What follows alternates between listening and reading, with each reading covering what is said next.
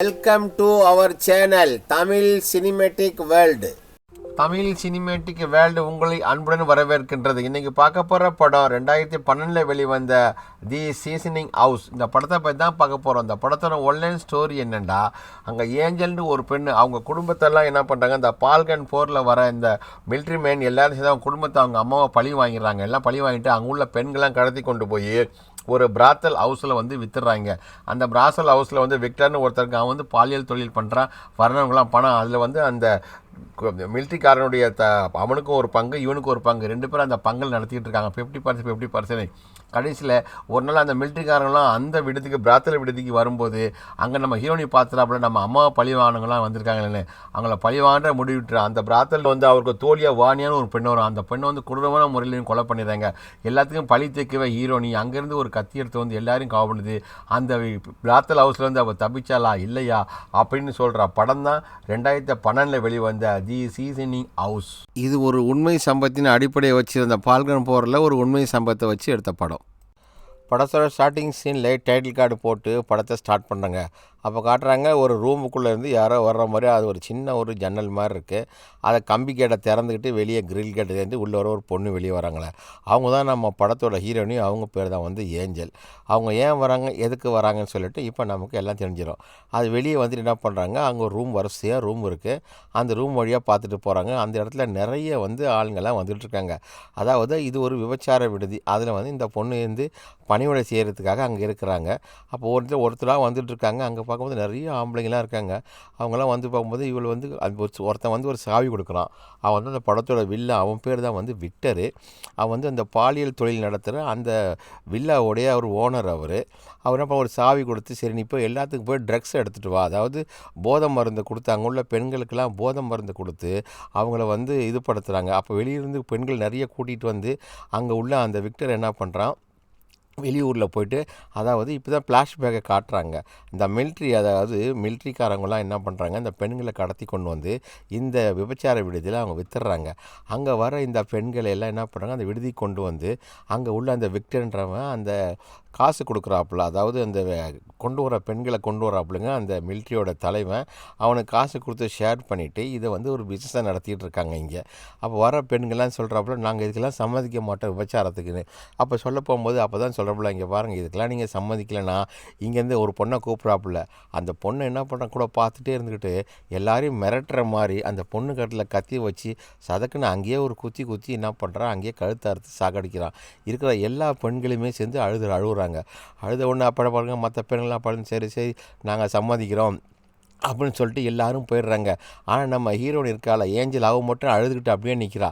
இந்த விக்டர்னு பார்க்குறான், ஏன் இவன் மட்டும் அப்படியே நிற்கிறான். அப்போ இவளுக்கு வந்து காது கேட்காது, அவளுக்கு வந்து வாயும் பேச முடியாது. அதனால் என்ன பண்ணுறா, இவளை இந்த மருந்து தொழிலுக்காக அவளை யூஸ் பண்ணுறா. அங்கே இருக்கிற பெண்களுக்கெல்லாம் போய்ட்டு போதை ஊசி போடணும், அதாவது ட்ரக்ஸு ஏற்றணும். இதான் இவளுக்கு வேலை கொடுத்து இவளை வச்சுக்கிறான். ஏன்னா இவள் கன்னத்தில் ஒரு காயம் ஒன்று கொஞ்சம் அழகு கம்மியாக இருக்கிறதுனால அந்த மாதிரி. அப்போ ஒவ்வொரு ரூமுக்காக இவள் போகிறாப்புல. அங்கே போயிட்டு அங்கே இருக்கிற பெண்களை கட்டி போட்டு வச்சுருக்கு. அவங்களுக்கு எல்லாமே இந்த போட்டு ட்ரக்ஸை ஏற்றி ஊசி போடுவாள். இதில் ஊசி போட்டு வந்தோன்னா அவங்கெல்லாம் இந்த பெண்ணுங்கள்லாம் வலியால் துடிப்பாங்க. அதெல்லாம் பார்க்குறதுக்கு நமக்கே கன்றாவியாக இருக்கும், பாவமாகவும் இருக்கும். என்ன பண்ணுறது, அந்த விக்டர்ன்றவன் அவ்வளோ அடிமையாக வச்சுருக்கிறான். அதோடு என்ன பண்ணுறோம், அது நல்லா ஃபயர் பண்ணி அந்த போதை மருந்தை ஏற்றுவாங்க பார்த்தீங்களா. அப்படியே என்ன பண்ணாங்க, அது இப்போ அந்த பவுடர்லாம் ஏற்றி தனியாக ஆனதுக்கப்புறம் அதை அப்படியே உடம்புல ஏற்றுறாங்க. அதாவது வலி தாங்கணும். எத்தனை பேர் அந்த பெண்ணை இது பண்ணாலும் வலி தாங்கன்றதுக்காக. அப்போ வந்துட்டு மறுபடியும் ஒவ்வொரு ரூமுக்காக போகிறாப்புல நம்ம ஏஞ்சல். எல்லா இடத்துலையும் வந்து இன்ஜெக்ஷன் போட்டிருக்கும் போது இவங்க ஒரு தடியாக ஒருத்தன் காட்டுறான், இவன் தான் அவன் மெய் காப்பான் மாதிரி. அங்கெல்லாம் வாட்ச் பண்ணுறவன் அங்கே மெயினாக ஆள் அவனுக்கு தான், அந்த விக்டருக்கு கீழே வேலை செய்கிறவன். அப்போ வர்றவங்ககிட்டலாம் காசு வாங்கிட்டு அந்த சாவியையும் கொடுத்துடாப்புல, அந்த பெட்டியில் உள்ள சாவியை கொடுத்துட்டு போயிடணும், ஊசியோட சாவியை.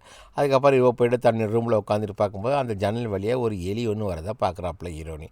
பார்த்துட்டு என்ன பண்ணுறான், அந்த எலியை பிடிச்சி அவள் சாக்லேட் சாப்பிடுவா. அந்த எலிக்கு சாக்லேட் கொடுத்தனும் அந்த எலியும் வந்து சாப்பிடுது. அப்போ அவளுக்கு வந்து சில ஃப்ளாஷ்பேக்லாம் வரும். எலி சாப்பிட்டோன்னே அவள் என்ன பண்ணுறாப்புல அப்படியே படுத்து அங்கே தூங்குறாப்புல. நல்லா தூங்கும்போது அவளுடைய ஃப்ளாஷ்பேக் ஆனது அவங்க அம்மா என்ன சொல்கிறாங்களா, இங்கே பாரு யாரோ வராங்க ஒளிஞ்சிக்க போய் அப்படின்னு. நான் வெளியே வரவில்லை, இதுக்குள்ளே நீ வெளியவே நீ வரக்கூடாது அப்படின்ட்டு. அங்கே பார்த்தா அந்த வெளியே இந்த மிலிட்ரிக்காரங்கெல்லாம் என்ன பண்ணுறாங்க, ஒவ்வொரு வீடாக தேடிக்கிட்டு வராங்க. அதாவது அந்த நேரத்தில் வந்து அந்த பால்கன் போர் நடக்குது. அந்த போர் நடந்ததுனால அப்படியே இந்த மிலிட்ரிக்காரங்க இந்த இளம் பெண்கள்லாம் பிடிச்சிட்டு பாக்கி பேர்லாம் சுட்டு தள்ளிடுறாங்க. அப்போ ஹீரோனியை பிடிச்சிட்டு வெளியே இழுத்து வராங்க. அந்த பாம்பு வச்சு இருக்கிற வீடெல்லாம் தகர்க்கிறாங்க. அங்கே உள்ள வயசானவங்களாம் ஷூட் பண்ணிடுறாங்க. சின்ன சின்ன பெண்களாக இருக்க அவங்கள மட்டும் என்ன பண்ணுறாங்க, வண்டியில் ஏற்றிடுறாங்க. அதோட இந்த இந்த குரூப்பே வந்து என்ன பண்ணுறாப்புல, அந்த கோரன் அவன் தான் வந்து இந்த இதுக்கு லீடர். இந்த இருக்கடா இவன் பேர் தான் வந்து கோரனு. இவன் என்ன பண்ணுறான், அவங்க இவன் தலைமையில் தான் வர்றாங்க. அதோட ஹீரோனிக்கு அடுத்துனே சொல்கிறாங்க, அம்மா வெளியே வராங்க, என் பொண்ணை விட்டுருங்கடா, அவளுக்கு வாய் பேச முடியாதா, காது கேத விட்டுருங்கடான்னு. இல்லை விட மாட்டேன்னா அதுக்குள்ளே என்ன பண்ணுறான், அதில் உள்ள ஒருத்தர் ஆர்டர் கொடுத்துட்டாப்புல அவன் ஷூட் பண்ணேன். பாவம் அவங்க அம்மாவை அப்படியே சத்த வெள்ளத்தில் ஷூட் பண்ணி நமக்கு ஹீரோனியும் கண் முன்னாலே சாகடிச்சிடறாங்க. அதை பார்த்து கதறுவா கெஞ்சுவா. அப்போ அவள் கூட இருந்த அவள் அக்காவையும் இவளையும் சேர்த்து இழுத்துட்டு போய் என்ன பண்ணுறாங்க, அந்த வண்டியில் ஏற்றிடுறாங்க. ஏற்றின உடனே விழிச்சு முடிச்சு பார்க்குறான். அதை ஒருத்தர் வந்து எழுப்புறான், டியூட்டி நேரம் ஆயிடுச்சுன்னு. அதில் என்ன பண்ணுறா, அந்த ராத்திரி பூரா அவங்க இது பண்ண அந்த பெண்களுடைய கை உடம்பு இதெல்லாம் வந்து குளிக்க அனுப்ப மாட்டாங்க. எல்லாம் அதெல்லாம் வாஷ் பண்ணுவா, மூஞ்சிலாம் துடைச்சி எல்லாருமே க்ளீன் பண்ணுவாள். இதுதான் ஒவ்வொரு ரூமுக்கும் போகிற வேலை தான் நம்ம ஹீரோனியோட வேலை. இதையே அவள் வந்து செஞ்சுக்கிட்டே இருக்கிறாள். ஏன்னா இவள் கொஞ்சம் அழகான இவளை வந்து அந்த விபச்சாரத்துக்கு ஈடுபடுத்தாமல் இந்த மாதிரி வேலையில் கொடுத்து அந்த விக்டர்ன்றவன் வச்சுருக்கிறாப்புல. அவளும் என்ன பண்ணுறா பார்க்குறது, அந்த ராத்திரி அந்த கோர இதில் வந்து ஒரு பொண்ணு வந்து இறந்து போய்ட்றா. இறந்து போகிற பொண்ணை கூட என்ன பண்ணுறா, அவள் கையெல்லாம் க்ளீன் பண்ணிட்டு போகும்போது அப்போ அந்த நேரத்தில் அந்த தடியை மாதிரி ஒருத்தன் வந்துடுவான். அவள் தான் செத்து போயிட்டாளா, இவளுக்கு ஏன்னே நீ க்ளீன் பண்ணிகிட்டு இருக்க அப்படின்னு சொல்லிட்டு ரொம்ப சோகமாக இருக்காப்புல நம்ம ஹீரோயினி. இப்படி தான் அதோட அந்த தடியை வந்து அவளை பிடிச்சி எழுப்பிட்டு ஒரு துணியை எடுத்துகிட்டு வரான். துணியோட தள்ளு, அவளை அப்படியே கீழே தண்ணி அந்த செத்து போன அந்த பொண்ணை அப்படியே துணியை போட்டு பாவமாக இருக்குது அப்படியே இழுத்து கொண்டு போய் குப்பை தொட்டில் போகிற மாதிரி போட்டுருவாங்க. அதோட ஃபோன் வருது. ஃபோன் வந்தோடனே நிறைய ஆட்கள்லாம் வர போகிறாங்க. அதனால் சாவியை கொடுத்து என்ன பண்ணுறாப்புல, சரி இப்போ ட்ரக்ஸ் ரெடி பண்ண அப்படின்னு. நம்ம ஹீரோனி எப்போதும் போல் மேலே வந்து அந்த ட்ரக்ஸ்லாம் எனக்கு பார்த்து நிறைய வரிசையாக ஆளுங்க போயிட்டே இருக்கிறாங்க. எல்லாம் பார்த்துட்டே இருக்கிற பாவம், இதெல்லாம் காம கொடூரர்கள். அப்போ வர்றவங்க எல்லாருமே வந்து விக்டர் கையில் காசு கொடுத்துட்டு அவங்களுக்கு எந்தெந்த ரூம் அவன் ஃபிக்ஸ் பண்ணி வச்சுருக்கானோ அந்த ரூமுக்கெல்லாம் போகிறது. அதுக்கு முன்னாடி வந்து இவன் வந்து ஊசியை போட்டுறா. அந்த ஊசி போட்ட கூட கிளியர் ஆனதுக்கு அப்புறம் தான் ஒவ்வொரு ஆளும் இங்கே அனுப்புகிறா. அது போதை மருந்து. அப்போ இந்த ஒரு பொண்ணை காட்டுறாங்களே, இந்த பொண்ணு கொஞ்சம் அதில் வித்தியாசமானவ. இவள் ஊசி இருக்க போகும்போது அவள் சொல்கிறாப்புல, அப்போ அவளையே பார்த்துக்கிட்டே இருக்கிறாப்புல. பாதிகளும் பார்க்குறா. அப்போ வெளியே வேறு யாரோ வர்ற மாதிரி தெரியுது. அப்படி சொன்னால் சரி சீக்கிரமாக ஊசியை போட்டு அந்த கன்னத்தில் வந்து இந்த லிப்டிக்கு ரத்தம் மாதிரி இந்த பட்டை இதெல்லாம் போடுறது. அப்போ தான் இது வரணும். அப்போ இந்த பொண்ணு சொல்கிறா குட் பாய்ன்னு சொல்கிறா. ஏன்னா இவளுக்கும் அந்த காது கேட்காதாங்க, அந்த பாஷை இவளுக்கு தெரியும் அப்படின்னு சொல்லிட்டு கூட அவள் பேர் தான் வந்து வாணியா. அது முடிஞ்சுன்னா எல்லா வேலையும் முடிச்சுட்டு சாவியை கொண்டு வந்து நம்ம ஹீரோனி அந்த ஓனர்கிட்ட கொடுத்துட்டு விக்டரை கொடுத்து போகிறாப்புல. அப்போ மறுபடியும் இந்த ஆட்கள்லாம் வர்றாங்க. பார்த்துட்டு எவ்வளோ விக்டர் அங்கேருந்து வரான். அந்த விக்டருக்கு எல்லாத்தையும் மேல் பார்வையிட்டு இருப்பான். அப்போ இங்கே ஒவ்வொருத்தரும் வரப்போகும்போது இந்த பொண்ணு ஒரு வந்துட்டு என்ன பண்ணுறோம், எனக்கு முடிச்சுட்டு போனதுக்கப்புறம் அவள் தட அந்த லெஃப்ட்டுக்கு ரத்தக்கார இதெல்லாம் துடைக்கிறது நம்ம ஹீரோனியர் வேலை. எல்லாம் துடைச்சிட்டு இருக்கும்போது இப்போ இவருக்கு ஒரு ஃப்ளாஷ்பேக் வருது. அதாவது எப்படி இந்த தொழில் கற்றுக்கணுன்னா, அவன் வந்து விக்டர் என்ன பண்ணோம், இவளை கொண்டு வரப்போகும்போது அவளை தனியாக கூட்டிகிட்டு போய் அவகிட்ட சொல்லுவாள், இங்கே பாரு நான் வந்து ஒன்றும் பண்ண மாட்டேன், நீ வந்து நான் சொல்கிற மாதிரிலாம் நீ செய்யணும் அப்படி. இது என்ன செய்யணும் இது சொல்கிறோம், இது எங்கள் அம்மா கொடுத்ததுன்னு அவனும் கொஞ்சம் சைகை பாஷெல்லாம் அவனுக்கு தெரியும். அப்படின்னு அவன் சொன்ன உடனே சரி அப்படின்னு நெஞ்சில் கை வச்சு சொல்லுவான், நான் சொல்கிறத நான் உன்னை ஒன்றும் பண்ண மாட்டேன், நீ நம்பிக்கை உரிய பொண்ணாக இருக்கணும் அப்படின்னு சொல்லிட்டு எல்லாத்தையும் அவளை மனசில் ஏற்றிட்டு நீ எப்படி ஊசி போடணும் அப்படின்றதெல்லாம் இங்கே கற்றுக் கொடுக்குறாப்புல ஃபஸ்ட்டு. அதை நம்ம ஃப்ளாஷ்பேக்காக நம்ம காட்டிகிட்டு இருக்காங்க. அது எப்படி அந்த ட்ரக்ஸ் வந்து தீப்பெட்டியில் பற்ற வச்சு அதை சூடாக்கி அதோடைய ஆவி எடுத்து எப்படி ஆளுங்களுக்கு இன்ஜெக்ஷன் போடணும் அப்படின்றது எல்லாமே செஞ்சு கொடுக்குறான். அதெல்லாம் சொன்னீங்கன்னா அவளும் அதே மாதிரி போட்டு ஃப்ளாஷ்பேக் இப்போ அதுதான் போட்டுட்ருக்கா. அதை போட்டு முடிச்சிட்டோன்னே இந்த பொண்ணு பேசுகிறாள், ஆமாம் நீ எப்படி இங்கே வந்தேன்னு கேட்குறாப்புல. என்ன பண்ணுறது, என்னை இங்கே எப்படியோ தெரியாமல் கொண்டு வந்துட்டாங்களா. அப்போ கேட்குற உங்கள் ஃபாதர் எங்கன்னு இவ கேட்குறா. எங்கள் ஃபாதர் சின்ன வயசாக இருக்கும்போது போனார், திருப்பி வரவே இல்லைன்னு நம்ம ஹீரோனி சொல்கிறாப்புல. அப்போ இந்த கைகசைகள் என்னென்ன பாஷை சொல்கிறாங்களோ அப்போ கேட்கல, எங்கள் அம்மா நாங்கள் சின்ன பிள்ளையா இருக்கும்போது எங்கள் அப்பா போகிறேன்ட்டு போனார், திரும்பி வரவே இல்லை அப்படின்னு அவன் ஃப்ளாஷ்பேக் சொல்லுது. அதை முடிச்சிடனா அவன் என்ன பண்ணுவாப்புல, அந்த தடியை வந்து செக்கிங் வர மாதிரி இருக்குது. அதோட அந்த இடத்துல பேசிகிட்டு இருக்கிறத அவன் பார்த்தோன்னே சரி நான் போயிட்டு வரேன் அப்படின்னு அவன் கேட்குறாப்புல. அப்போ கிட்ட இவங்க 2 பேரும் நல்ல ஃப்ரெண்ட் ஆகிடுவா. அவள் தான் வாணியா ஃப்ரெண்ட் ஆகிட்டாங்க. சரி மேலே போய் தூங்குறதுக்காக போயிடறாப்புல நம்ம ஹீரோயினி.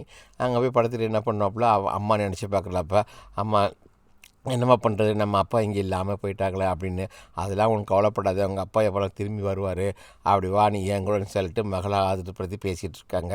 அதோட இவளுக்கு வந்து என்ன பண்ணுறது, அந்த ஃப்ரெண்டை காணும் போல் அவர் அந்த கண் இந்த கிரில் மாதிரி ஒன்று இருக்கும், அதை திறந்துட்டு அந்த ஓட்டைக்குள்ளே இவ உடம்பு மட்டும் தான் போகும் பொழுது அதிலே போயிட்டு அந்த உள்ளுக்குள்ளே அந்த ஏசி காற்று போகிற மாதிரி இருக்கும்போது அந்த ஹேருக்காக வச்சுருப்பா வெண்டிலேட்டர், அது உள்ளே போயிட்டு வாணியாக இருக்கிற ரூமுக்குள்ளே வந்த திடீர்னு வாணியாக பார்க்குறான். பார்த்தா யாரும் அந்த ஜன்னல் மேலே ஸ்குருவை கழட்டி திறக்கிற மாதிரி இருக்கணும். அது இவளுக்கு மட்டும்தான் இந்த வழி தெரியும், எங்கெங்கே இருக்குது, எந்த ரூமுக்கு எப்படி போகிறதுன்னு.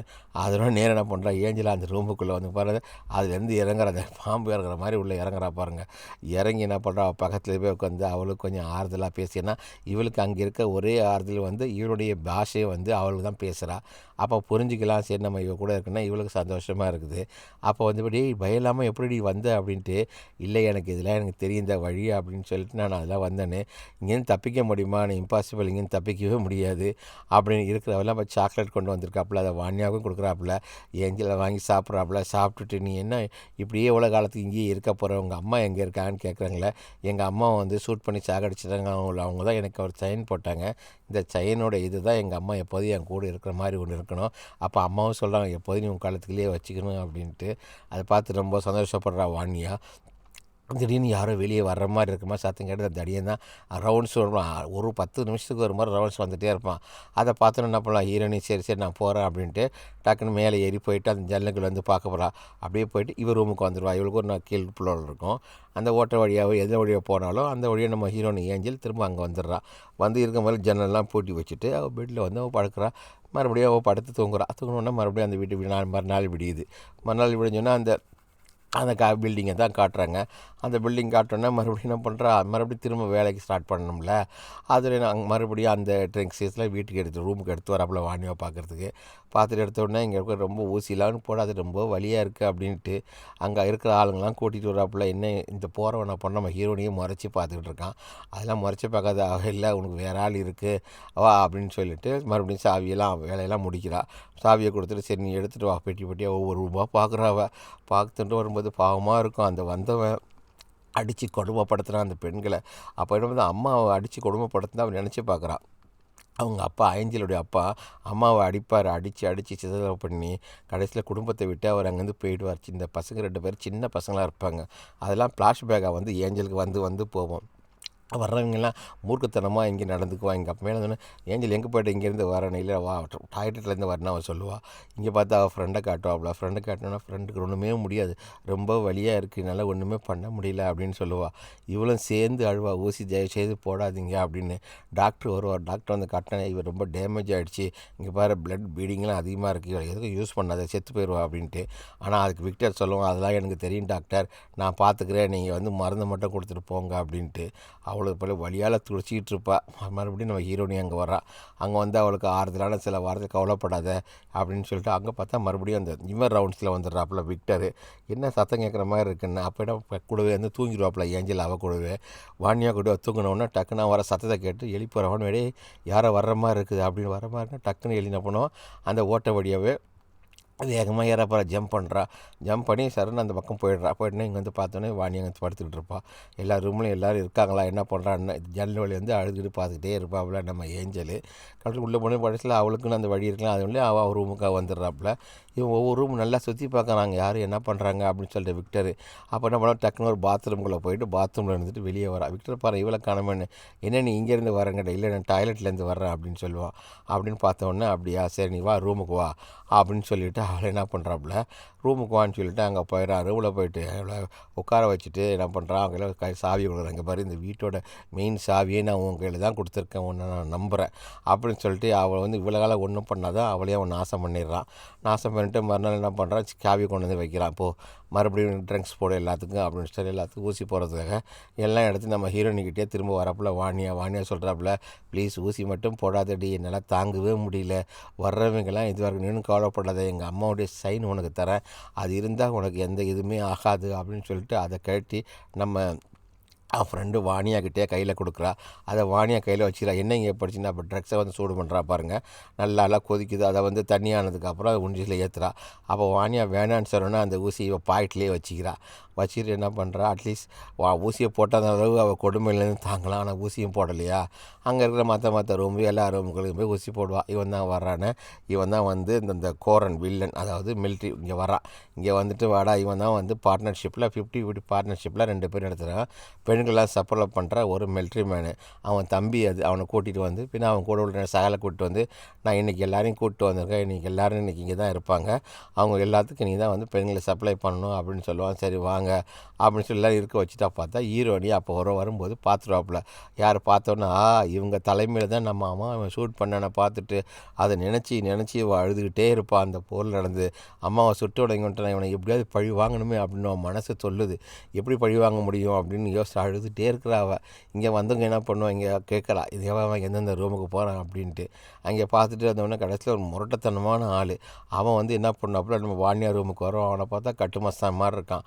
அப்போ இவனு முடிவு பண்ணுறான், இன்றைக்கி இவங்களை காலி பண்ணிடணும் அப்படின்னு சொல்லிட்டு பழி வாங்குறதுக்கு அவள் ஒரு கத்தி வச்சுருப்பா. எடுத்துகிட்டு வந்தால் வாணியா அந்த காம கொடுறன்னு என்ன பண்ணுவான், பயங்கரமான இதெல்லாம் பண்ணி டார்ச்சர் பண்ணி அவளை வந்து ஒரு சாகு அடிக்கிற நிலைமைக்கு அவ்வளோ ஒரு முரட்டுத்தனமான ஒரு இது பண்ண. அதாவது கதவுல வந்து ஒரு கம்பி வேற வச்சிடறான், ஏன்னா கதவு யாரும் திறக்கக்கூடாது அப்படின்ட்டு. இங்கே வந்து இவங்க 2 பேரும் விக்டரும் நம்ம கோரன் பேசிகிட்டு இருக்காங்க. ஏன்டா இதுவரை 50% கொடுத்த, இனிமேல் 70% எனக்கு 30% உனக்குன்னு அதை டீலுக்கு ஒத்துக்கிறியா அப்படின்னு அங்கே 2 பிடிக்க நடக்குது. இங்கே ஹீரோ என்ன பண்ணுவோம், அந்த ஓட்டை வழியாக மறுபடியும் நம்ம வாணியார் ரூமுக்கே வர்றா.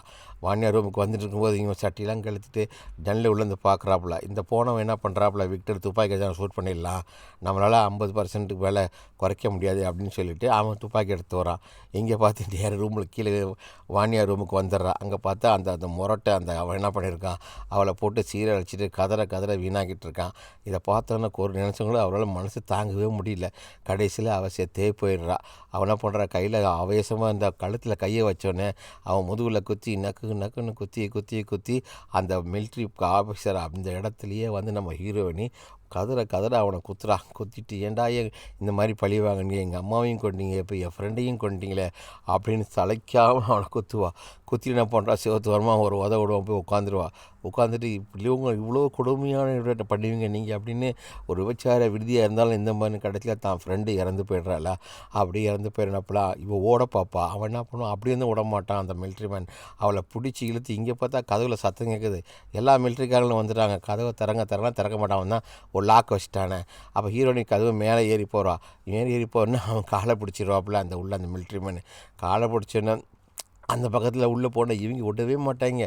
கதை உடனே உடச்சி அதுக்குள்ளே அவன் கையெல்லாம் அறுத்து விட்டு மேலே வந்தாங்க பாரு. கொலை ஒழுமாக கிடக்குறான். அவனை குத்தி உள்ளே வந்து பார்த்தாரு கோரன், இது யாரா செஞ்சதுன்னு விக்டர் சொல்கிறா, எனக்கும் தெரியாது. அந்த ஜன்னல் ஒன்று திறந்துருக்குங்கள, அதை இழுத்து பார்த்தா அந்த கிரில் இங்கே யாரோ இருக்கிறாங்க, நீ யார் அப்படி வச்சுருக்கேன்னு. அப்போ நம்ம ஹீரோனி உள்ளேருந்து பார்த்துட்டே இருக்கிறா. பார்த்துட்டோன்னா சரி இவங்களை வந்து இப்படி தான் நம்ம பழி வாங்கணும், எப்படியோ அந்த வில்லனையும் பழி வாங்கணுன்ற மனசில் எல்லாம் பேசியிருக்கும் போது கீழே ஒரு ஜன்னலை திறந்துட்டு அது வெளியே வந்து பார்த்தா கடைசியில் ஒரு என்ட்ரன்ஸு, ஏற்கனவே ஒரு சாவி கொடுத்துருப்பான்ல விக்டரே. சரி அந்த சாவியை வச்சு திறந்துட்டு நம்ம அந்த மெயின் கேட் வழியாக வெளியே போயிடலான்னு அப்படி ஹீரோனி மெதுவாக வந்து அதை லாக்கை போட்டு சாவி திறக்காது. அதாவது அவன் வந்து டூப்ளிகேட் சாவி கொடுத்தான். அதோடு என்ன பண்ணுறான், வந்த வழியே திரும்பி போயிடலான்ட்டு நம்ம ஹீரோனி போகும்போது அதுக்குள்ளே இந்த அந்த மிலிட்ரிக்காரன் வந்துட்டு அவளை ஷூட் பண்ணும்போது உள்ளே போயிடுவான். செவரெல்லாம் அவன் ஷூட் பண்ணுவான். ஐயோ அதுக்குள்ளேயே போவான். அந்த ரகசியம் வெளிட்டு மறுபடியும் இந்த விக்டர் ரூமுக்கே திரும்ப வர்றா. வாணியார் ரூமுக்கே வந்துடுறான். வந்துட்டு பார்க்கும்போது திரும்ப அவன் மறுபடியும் போகணும்னா அதுக்குள்ளே வந்துடுறான். அந்த தடியாக இருக்கான் அவன் வந்துட்டு நம்ம ஏஞ்சலை தூக்கிட்டு எங்கே நீ ஓட பார்க்குற அப்படின்னா, அப்போ அவர் ஊசி ஒன்று வச்சுட்டு போகலாம். அந்த ஊசியை அவங்க கையில் குத்தி விட்டு சரி அங்கேன்னு தப்பிச்சு நம்ம மெதுவாக போயிடலான்னு பார்த்தா வழியில் இவ்வளோ விடுவாங்க. அப்போ மறுபடியும் இந்த ரூம்லேருந்து வேறு ரூமுக்கு போவான். கரெக்டாக அந்த பாக்ஸ் மாதிரியே இருக்கும். அந்த விட்ட மாட்டான் அந்த கோரன் இருக்கான. எல்லா மிலிட்ரி பண்ணி முடிச்சு அவளை பிடிச்சிடான். அவன் காலை பிடிச்சி விடாத பிடின்னு ஒரு உதவனை விடுவான். அதை உதவி வாங்கிட்டு என்ன பண்ணுவார், டக்குன்னு அவருக்கு கையை விட்டுனா அடி வாங்குறாரு பாருங்க கோரனை. அவள் அடித்த வேகத்தில் வந்து மூஞ்சில் அடி போட்டுடும். அதோட ஹீரோனி அங்கே இருந்துன்னா மேலே ஏறி போவாள். அப்போ கூட ஒரு மிலிட்ரிக்காரன் அனுப்புகிறான், போடா இந்த ஓட்டையில் நீ அவள் எங்கே போகிறாவோ மேலே வச்சு அவளை ஷூட் பண்ணிக்கிறான்ட்டு. அதுக்கப்புறம் போக முடியல. அப்போ எல்லா இடத்துலையும் அந்த கேஸ் இருக்குல்ல, அந்த கேஸு குண்டை போடுங்கடா, எதுக்குலாம் மேலே இருந்தால் எங்கே இருந்தாலும் அவன் செத்து போயிடுவா, மூச்சு திணறின்னு சொல்லிட்டு ஒவ்வொரு ஓட்டை வழியாகவும் அந்த கேஸ் இந்த புகை வர்ற அந்த மருந்தை வச்சு அடிப்பாங்க. அதுலேருந்து வெளியே ஹீரோயின் ஜன்னல் வழியே வெளியே குடிச்சுன்னா இப்போ திடீர்னு வெளியே வந்து விழுவுறா. விழுந்தோடனே மேலேருந்து அப்படியே கோரன் வில்லன் துப்பாக்கியில் ஷூட் பண்ணுறான். அவள் அதையும் தம்பிச்சுட்டு ஓடிக்கிட்டே இருக்கிறா. ஓட்டினோடனே கடைசியில் ஹீரோயின் நிற்கவே மாட்டா. ஒரு இடத்துல வந்து இப்போ திடீர்னு விழும்போது அவளை பார்த்தோன்னா அதிர்ச்சியாக வெறும் பிணக்குவியலாக இருக்குது. சாக்கிற பெண்கள்லாம் கொண்டு வந்து அவன் இங்கே தான் போட்டுருவான் உள்ளது. அவள் பயந்து அதுலேருந்து அலையில் அடிச்சுட்டு ஓடுவாப்புல. இவன் இந்த விக்டர் ஒரு பக்கம் ஓடி வருவான். அவன் என்ன பண்ணுறான், இங்கே பாரு ஒரு இடத்துல கல்லில் பார்த்துருவான், இங்கே பாரு நீ ஓடாத, உன்னை ஒன்றும் பண்ண மாட்டாங்க, நீ கத்தியை மட்டும் கீழே கொடுத்து சரண்டர் ஆகிடு, நான் உன்னை காப்பாற்றுறேன், என் மேலே நம்பிக்கை இல்லையா, நான் உன்னை எப்படி வச்சுருந்தேன், ஏன் இந்த மாதிரிலாம் நீ பண்ண அப்படின்னு நம்பி இந்த பொண்ணு கத்தியை வந்து விக்டர் கையில் கொடுத்த உடனே விக்டர் என்ன பண்ணுறான், அவளை வந்து ஒன்றும் பண்ணாமல் தான் வச்சுக்கிறான், சேஃப்டி தான். கடைசியில் ஒரு அடி கன்னத்தில் அடித்த உடனே அப்படியே சுருண்டு கீழே விழுந்துடுவாப்புல நம்ம ஹீரோனி. ஏண்டி உன்னை நான் இவ்வளோ இதாக வச்சுருந்தேன், நீ என்கிட்ட தப்பிச்சு ஓடிட்டு. அதுக்குள்ளே இந்த கோரன் வந்துடுவான். டே அவன் சொல்கிறான் அந்த பொண்ணை விட்றான்ட்டு. இல்லை நான் விட மாட்டேன் அப்படின்னு. இப்போ துப்பாக்கி ரொம்ப தான் அவளை காப்பாற்றுறதுக்காக கையில் துப்பாக்கி வச்சோன்னே அவர் கத்தியை பாக்கெட்டில் வச்சுனா அந்த இதை எடுத்துகிட்டு ஒரே குத்து தான் விக்டர் கையில் காலில் குத்துன உடனே அவன் ஹான்குள்ளன உடனே அந்த புல்லட் வந்து நம்ம கோரன் வில்லனுடைய தம்பி மேலே அது போயிடுது. அவ்வளோதான், அவனும் அங்கே செத்து போயிடுறான். அந்த கோபத்தில் இந்த விக்டர் மேலேயும் துப்பாக்கியில் சுட்டுறாப்புல கோரன். முடிஞ்சு போச்சா, 2 பேரும் அந்த இடத்துல அவுட்டு. ஹீரோனி அங்கேருந்து தப்பிச்சு ஓடி ஒரு வீட்டுக்குள்ளே ஒரு கதவை தட்டுறாங்க. கதவை தட்டினா அந்த வீட்டுக்குள்ளே இருந்து யாரோ ஒரு பொண்ணு தான் வந்து கூட்டிகிட்டு போகிறாங்க. உள்ளே கூட்டிகிட்டு போய் அவள் கையில் தையெல்லாம் போட்டு அவளை எல்லாம் பார்த்துட்டு எல்லாம் இது பண்ணும்போது கையில் வந்து ஊசி நூலையே தையல் போடுவாள். அது யாருன்னு பார்த்தா அங்கே ஃபோட்டோ இருக்கும். அது யார், அவள் சாவடிச்சால குத்தி அவனுடைய ஒய்ஃபு இவ. அப்போ உடனே அந்த மிலிட்ரி மேனுக்கு ஃபோன் பண்ணுறான். அவன் வந்துக்கிட்டு இருக்கிறான். ஃபோனில் ஒட்டு கேட்டுருவாப்புல, ஏய் நீ எங்கே விட ஏண்டி என் புருஷனே நீ கொலை பண்ணிட்டல, உன்னை நான் விட மாட்டேன் அப்படின்னு சொல்லிட்டு இவங்க 2 பேருக்கு அங்கே சண்டை. இந்த சண்டையில் என்ன பண்ணால் ஒரு சிலையை எடுத்து கீழே தள்ளி அந்த பொண்ணை மண்ணையில் நங்குன்னு அடித்து அவளை அங்கேயே சாக அடிச்சுட்டு அங்கேருந்து தப்பிச்சு ஓடுறாப்புல நம்ம ஹீரோயினி. கொஞ்ச நேரத்தில் ஃபோன் பண்ண இடத்துல அந்த இடத்துல கோரன் வந்துடுறான். அங்கே வந்து பார்த்தோன்னா பார்க்குறான், நேராக உள்ளே போனோன்னா அவள் செத்து கிடக்கிறா. ஆஹா, இங்கேருந்து அவள் தப்பிச்சு போயிட்டால, இவளை விடக்கூடாதுன்னு ஓடுறா நம்ம ஹீரோயினி. எங்கே கண்ணு முடித்திடாமல் ஓடும் நேரம் வந்து ஒரு ஃபேக்ட்ரி மாதிரி இருக்கும். அந்த ஃபேக்ட்ரியை நோக்கி தான் ஓடி வந்துட்டுருக்கா.